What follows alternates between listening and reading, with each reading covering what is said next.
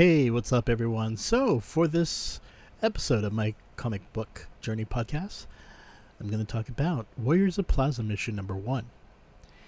And this one was back in August 1993, and it was released by a new, at the time, comic book company known as Defiant Comics, written by Jim Shooter, drawn by David Lapham, painted by Janet Jackson, James Brown, and Tom Ziuko, lettered by George Roberts, and edited by Deborah Purcell. Okay, so this is the first Defiant that I'll be reviewing on this podcast. So let's take it back. When Jim Shooter was fired from Valiant Comics, the comic book company he and a few others built from the ground up and made it a success. So just remember, he and a few others were responsible for making Valiant Comics so popular back in the early 90s. Unfortunately, others loyal to Shooter were fired along with him.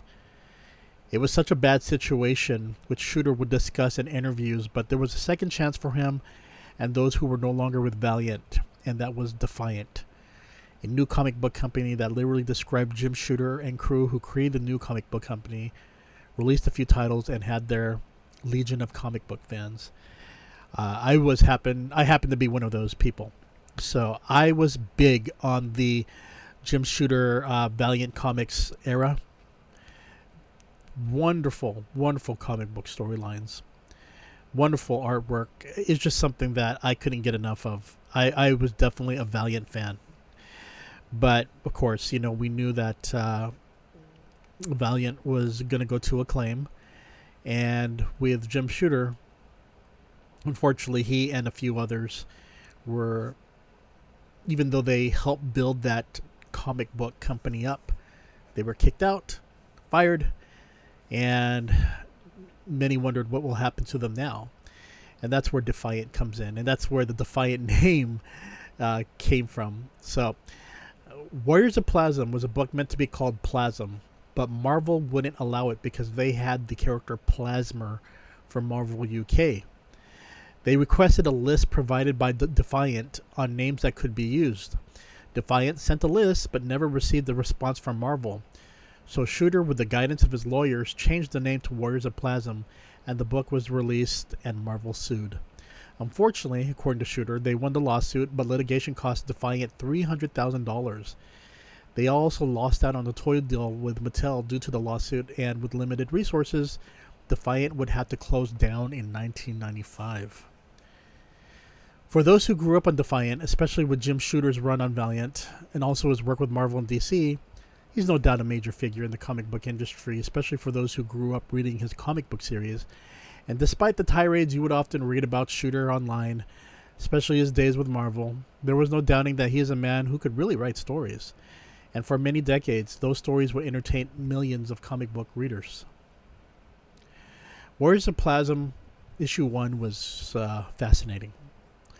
You have people who live within a Plasm world following the Lorca, and has his love high gore lord Surasine, who are like vampires and like to cover themselves in the blood of their enemies. And Lorca is able to create things via biomass, illegal projects that he conducts without the government knowing, so he can gather an army and spearhead a rebellion. He comes across Earth and has 10,000 people transformed via glowing bubbles. By the way, if I said Lorca, I'm sorry, I probably got that wrong. But for the most part, yeah, he comes across Earth and has 10,000 people transformed via glowing bubbles, and they all end up on his world. All die except 5 people who are older and younger individuals, and these 5 are given special abilities.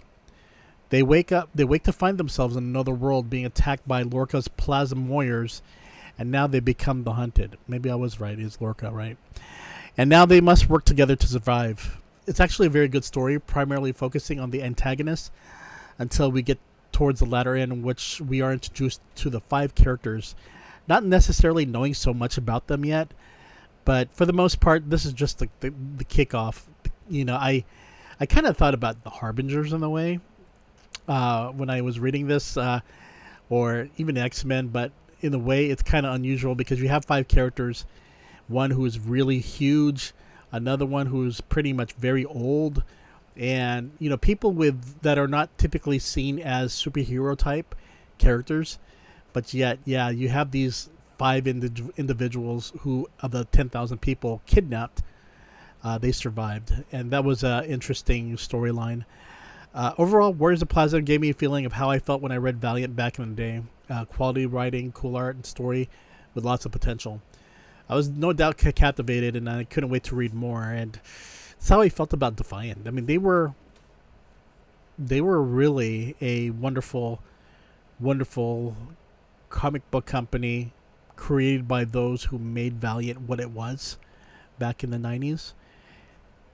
But unfortunately, there was no way they could continue to operate, especially with that lawsuit from Marvel and losing that toy deal with Mattel due to the lawsuit. And they really had limited resources to do this, and they could only keep it up for just about 2 years or so, 2.5 years.